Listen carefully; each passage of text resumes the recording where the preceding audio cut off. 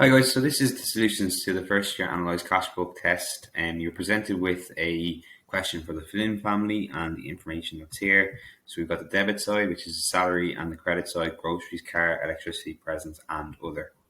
So the information that was given to us here, our opening balance, we're told it's the balance BD on the debit side, and then we have a number of credits and we have a number of debits. So bought Christmas groceries, that's a credit. Bought Christmas turkey is a credit. Buying a car wash is a credit. Receiving salary is a debit. Paying for a car service is a credit. Petrol is a credit. Paying for the games console and FIFA bundle is a credit. Paying electricity is a credit. Paid for the doctor's bill is a credit. Pay for the late Christmas present in the sales is a credit. Receiving salary is a debit. And paying the electricity bill is also a credit. So we're noticing there that any money going out of the household or anything that the family are paying for is what we call credits. And any money coming into the household, in other words, you're receiving it, it's called a debit. You're also asked to answer the following short questions, which is one example of regular income for the film family, one example of irregular expenditure for the film family, and one example of discretionary expenditure for the film family, based on the question that you did. And lastly, would they be happy with their spending, and give your answer in the space below. So you're given this blank template here in which you have to fill in. So you got your debit side and you got your credit side. So we just see here date, details, total, and the heading salary. That's the debit side. That's the money coming inside. And date, details, total, groceries, car, electricity, presents, and other. They are your credit side headings. Right. So let's go down to the marking scheme. Now I'll come to the short questions in just a moment, even though they're filled in. What I want to do is I want to focus in on this long question here. So I'm just going to rotate the page clockwise, and you can see here on the left-hand side, the debit side, what we started with was the balance BD, €1,000. You don't categorize the balance BD, it's just one figure on its own, so it only goes into the total column. The other two debits that we've identified from our list are salaries of 1,600. So the 9th to the 12th, salary 1,600, and that was categorized into the salary column. Salary of 1,600 on the 18th to the 12th also goes into the salary column. On the credit side, you look at all the credit numbers. So 15th to the 12th, groceries, 250 came out of this family's total, and where did it go? It went to groceries. So essentially, you're just matching the figures to their headings.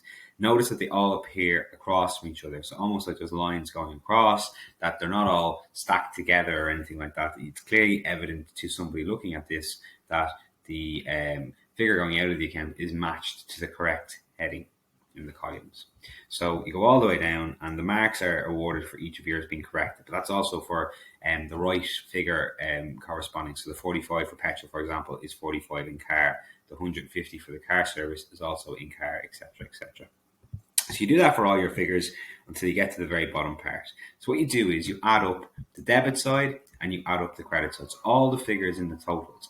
And whatever answer you get, the bigger one takes over. So when you add up on the debit side, you add up your opening balance of the 1,000, which is up here. You add up the salary of 1,600, and you add up the other salary of 1,600, you get a figure of 4,200.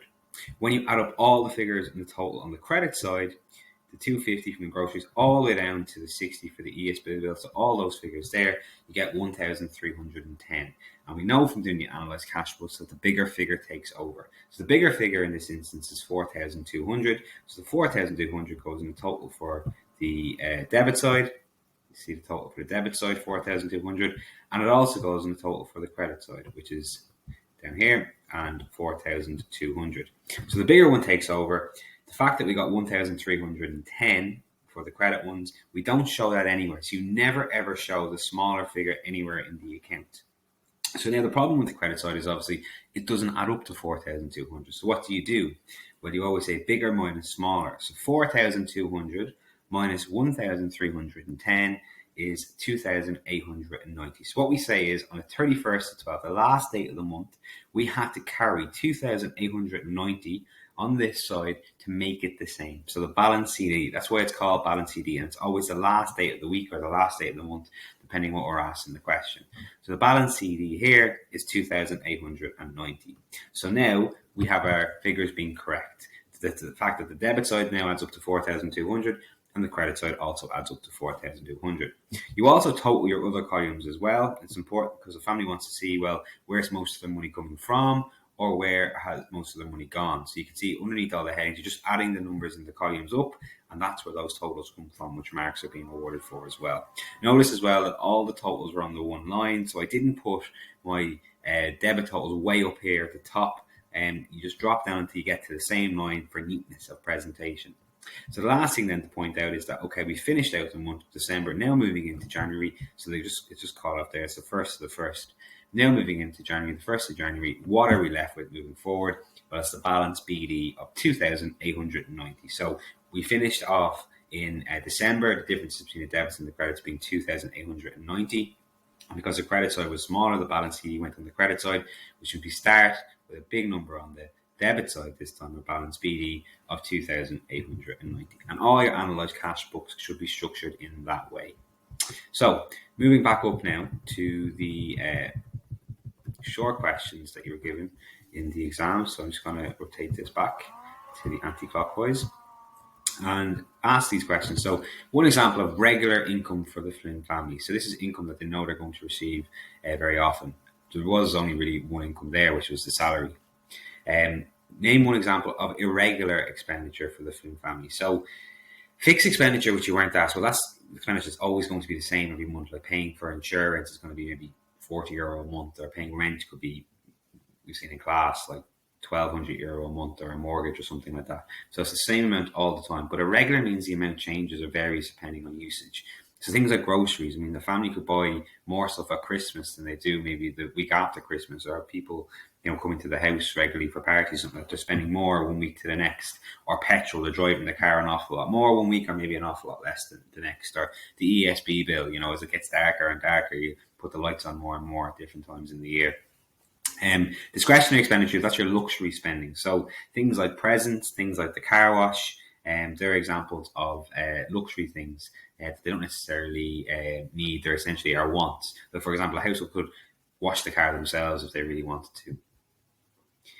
And lastly, would they be happy with their spending? To explain your answer in the space below. So yes or no is important that you say that. So yes, they would be happy. Why? The income was greater than the expenditure for the month. And also make sure that you use your figures as well. The balance at the start was 1,000, but it grew to 2,890 at the start of January. So it obviously increased from €1,000 to 2,890. So guys, that's where the marks were awarded for this exam. I hope you find it useful as part of your study.